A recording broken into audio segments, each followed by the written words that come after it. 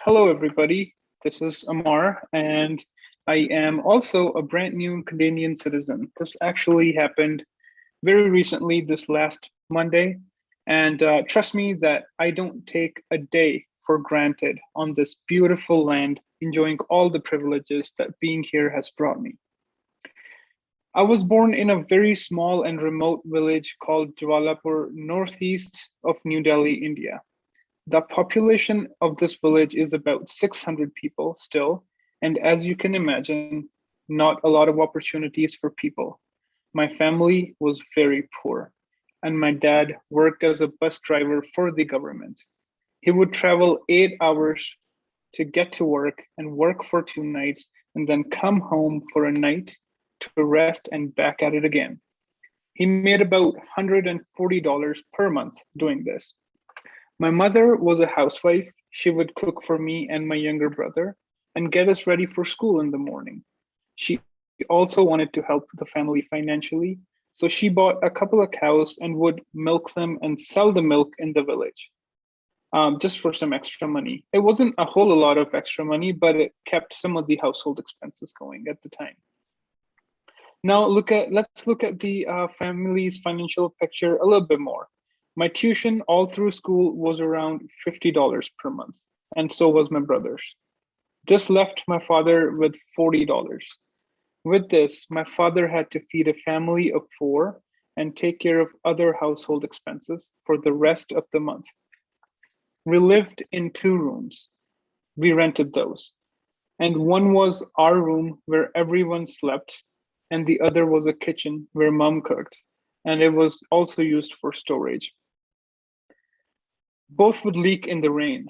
There was no electricity all through high school either. But fortunately, both of my parents were very devoted to giving us the proper education for me and my brother. They saw the value in sending their kids to a school, to an English school, and to make sure that we learned good English. As he would often remark, that we are going to need this language if we were to break through this cycle of generational poverty. My mother is not educated. She can't read or write. So she would often say to my father that I don't want my children to end up like me. I want them to become something in life. I want them to be financially well off. And she made sure that we went to the best school in the city and had a good education.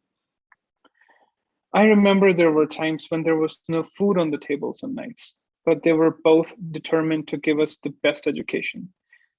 My father's friends would often remark to him that things are so hard for you.